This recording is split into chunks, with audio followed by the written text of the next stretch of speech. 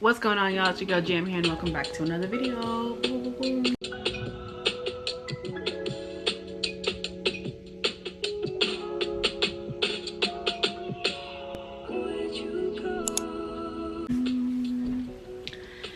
So, if you're wondering why I'm all dolled up, today is my birthday. I am 28 years old by the grace of God, and I'm thankful to see another 24. As I'm 28, and what's crazy is I acknowledge my birthday, but these last 2 years I've just been in the same predicament, and it's a bit sad because I'm just like, damn, like, girl, what happened? We had plans. What did it do? What did do? What's going on? What's tea? You know what I mean? But you know, things happen for a reason, so it is what it is. But I'm praying that, you know, at least by the end of this year, I gotta make some shake. I have to. But yeah, I did my makeup videos. By the time you're seeing this, the video is already on TikTok. Cause, you know, respectfully, we all know Instagram a little bougie. So, you know, all these sounds. If you see my good sis from Dallas, Texas, yeah, got me flowers. She got me this, and she got me red ones too. Hold on.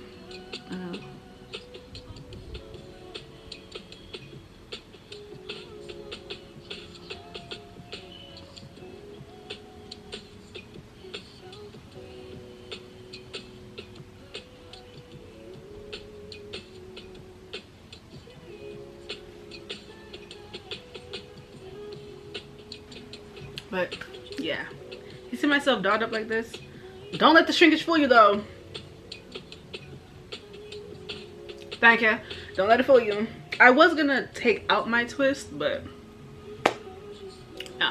But I came on here, yeah, because after watching Wallow's video about just putting that idea out, I literally saw it this morning, and I was just like, yeah, let's do that. So instead of like doing a whole, because the way I was thinking about it, I'm thinking about like a whole, not a whole rollout, but I had a specific way I wanted to do this series that I'm starting.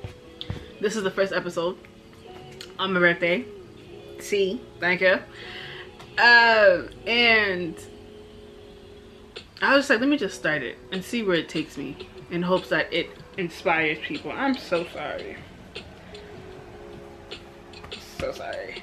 If I keep fixing it, I apologize. But I wanted to leave this for myself to come back to, especially by the end of this year, to really see how much I've grown. Because behind the scenes, I have been trying. You know, I have been trying to find a way. And slowly but surely, peace is knocking at my door, but the past is also still knocking too, if that makes sense. But you know, this actually goes into what I'm saying. So this is something called, I had this idea of like making a documentary for myself 2-3 years ago. I don't know who I thought I was, but it's called The Life of Jameen. Right, so if you don't know, my first name is Jameen, and it's spelled Jasmine without the S. Yeah, is that clear? I'm gonna spell it out for you. That's how it's spelled. But the way I'm titling it is my name, like how you would pronounce it. I forgot the word for it, but you know what I'm saying. So I'm looking over here at my iPad. I just love these flowers. Oh my goodness, it's been so long since I got myself flowers, or I was given flowers, so like physically. So as you see, anywho, so this is episode 1. And if you know me, you know I'm very specific, I'm very organized, I'm very detailed with anything I put my mind to. So with this, I'm debating if I want to do like a black screen and put this up, or just I'll just say it, and then, you know, as I edit, I'll go from there. To be a black woman in a world where I'm seen as a threat from people that see the light in me before I could. Subconsciously doing what society wants and comparing myself to those that are the standard. So I'm aware that I'm not and will never be.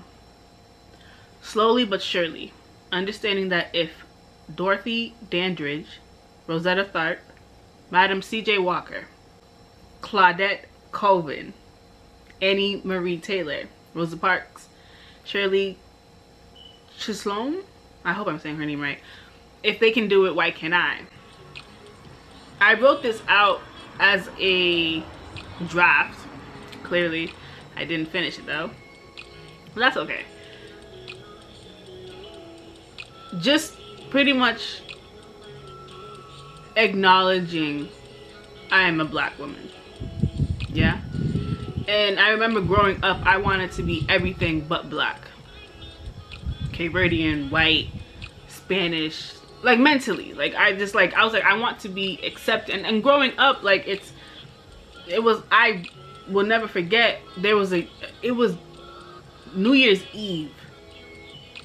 I remember just seeing, and it'd be that damn phone, right? I just remember seeing, oh, black women are ugly, black women are this, that, and the third. I'm like, whoa. I'm like, what we do? Yeah, I'm like, I'm just existing. I'm just here. And then New Year's Day, I started seeing people, oh, I love black women, black queens forever. Da, da, da. I said, hold on. Let's keep that same energy we had last year, though, right? And so I'm just thinking, and I'm just like, wow, like, especially now in today's time, racism and colorism is still alive. Now in today's time, I'm more comfortable in my skin. To be black is to be so powerful in many ways. To be a black woman, that's a whole different strength. You feel me? I'm saying all of this to say, especially to the adolescent and the kid, Jameen, if I could just give you a hug and tell you every day that you are beautiful, I will. Because although I'm not there in those stages anymore, I'm now in my late 20s. When it comes to healing, when it comes to moving in everyday life, you're still within me. And I'm definitely jumping the gun on this one, but because I plan on like having episodes. To be the oldest in your family, a lot of weight and pressure till this day is still on you.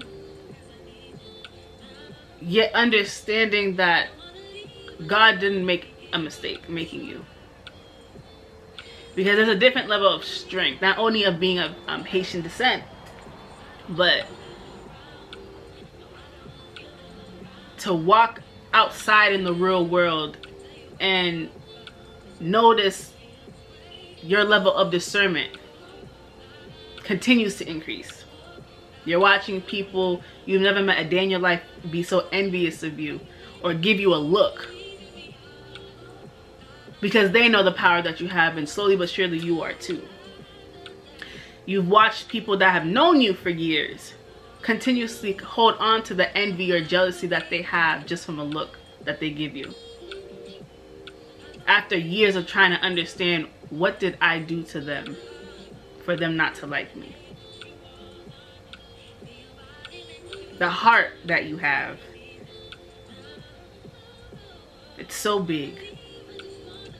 And there's a quote that says, you know you have a big heart when you start doing things that you wouldn't do. I don't want to butcher.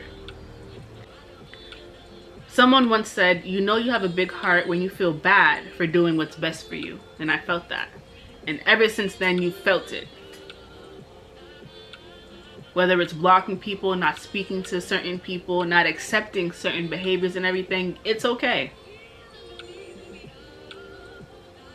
Although I'm talking to myself, I'm talking to the teenage and, the kid Jameen. And not only her, but I'm talking to anyone that could relate in some way, shape, or form. Even if you're not the oldest. Trust and believe. Going back to the weight of everything.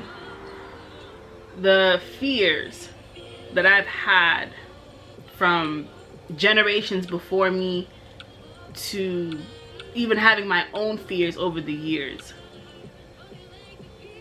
That question of where am I in life right now continues to linger.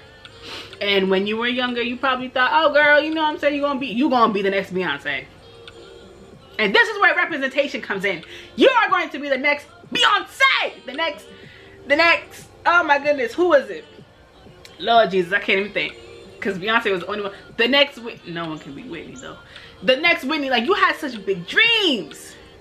And as you continue to grow through life, as you continue to show people how driven and ambitious you are to live out your dreams, they all came knocking down. And that is okay. Because the borrowed fear and the negative words of the past, after a while you understood it was just translated as the fear of not being able to be financially stable. But it wasn't explained to you in that way. It was, no. You gotta be a nurse. You have to be a nurse. Knowing that it was not on your heart, because you know, if you were to actually pursue that career, you wouldn't, you yourself know you wouldn't be the best nurse. Right? And right now, would being a nurse like help in today's economy? Yeah. But you also have to understand there's always pros and cons to everything. The pro is, like, of course you'll be financially stable. The pro is that you can, wherever you go, you'll have a job. The con is the mental, emotional, and physical aspect. Something that you've worked so hard to not only heal but maintain that level that you've been praying for and still continue to work on. I say all this to say, with this episode, being a black woman in today's society is so powerful. Because as you continue to look at the generations after you, even the generations before you, Lord Almighty, you realize that every stone, whether there was a crack in it or not, it was replaced, it was repaired by those that came before you. And you know that any other cracks that weren't able to be replaced or fixed, you can do that so that the generations after you can come and walk with grace.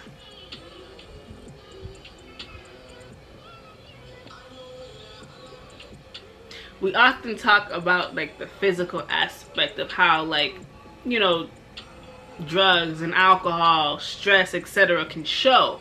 But you've understood, especially last year, internally, baby girl, Jesus. let me not go there. You've understood internally, it really plays a part. Because it's one thing to hear someone say it, it's another thing to feel it and experience it. You've seen firsthand, of course, and experienced what it's like internally to feel high functioning depression, high functioning anxiety, working yourself to the bone to where you can barely even get out of bed.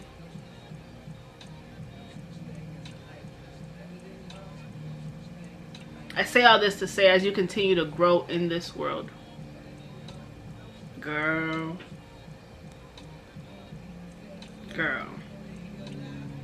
it's gonna be hard. The saying of it's gonna be hard before it gets easier, it's true. Like you said in the beginning, I don't know why I'm talking like that, but as it was mentioned in the beginning, you've been in the same predicament for 2 years now. And you know it's not your fault, because you know you've been trying, you know you've been looking, you've been seeking, you've been praying, you've been hoping something will come up. But you just gotta stay firm. Stay firm in your faith in God, even when you don't have any. Even when you're questioning, like, child, what am I gonna do? You know what I mean? You understand that there's power in words, that there's power in thoughts.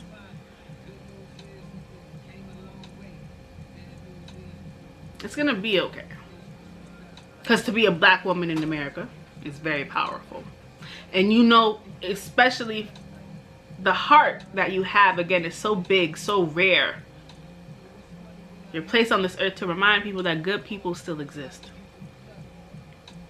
Angels like yourself still exist, even when you didn't want to live.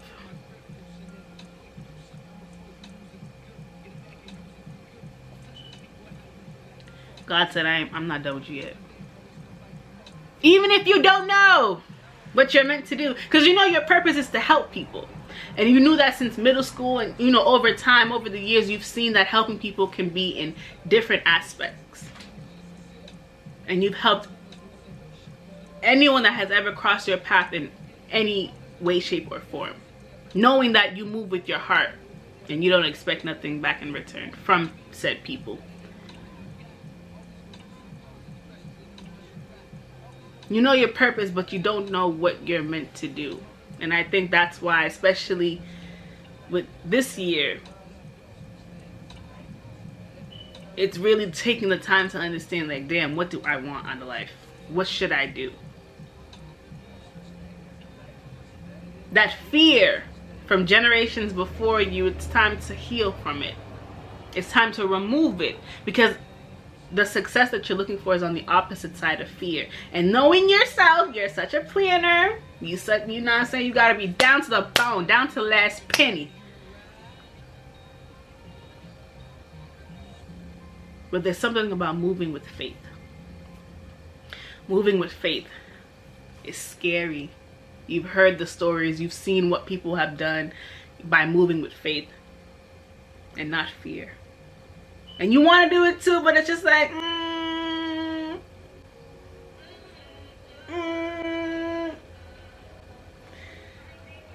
But hopefully you get to.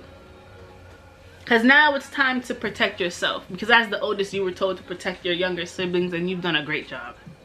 But now it's time to protect yourself. It's time to look out for yourself. It's time to live for you. Yes, you had to grow up faster than everyone else because you are the oldest.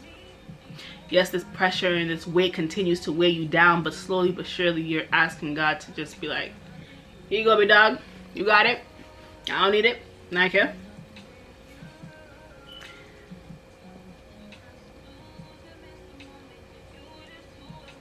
You're going to do exceedingly and abundantly above. You're going to do so much, and you're going to look back at this, and you, at the end of the year, we're going to speak it into existence. Amen. We're going to speak it into existence. You're going to do so much.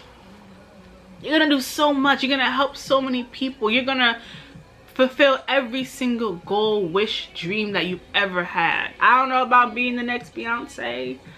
We're going to put a pin on that one. We're definitely going to put a pin on that one. However, you know for a fact you are going to finally feel the feeling that you've always wanted to feel for so long, and that's being happy. And you know for a fact once you feel that, baby, it's up and it's stuck for real.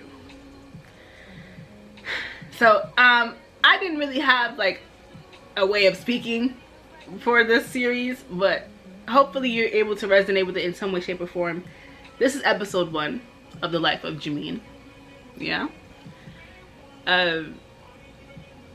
You can definitely feel the difference in energy between this video and the video I posted before. And you know, I know it's only the beginning. It is. I pray and I hope that you have an amazing day or night wherever you're located. I pray that you feel loved today and every day. I pray that you continue to hold on to hope and faith. I pray that the blessing that you've been asking for finds you.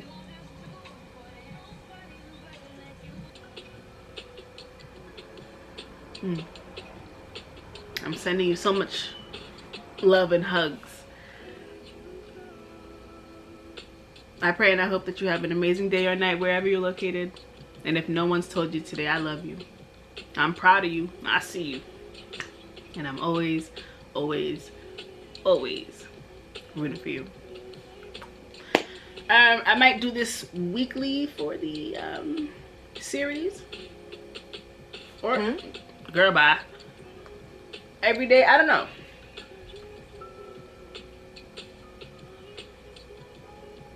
Yeah, weekly would be good. Yeah. Like that. All right.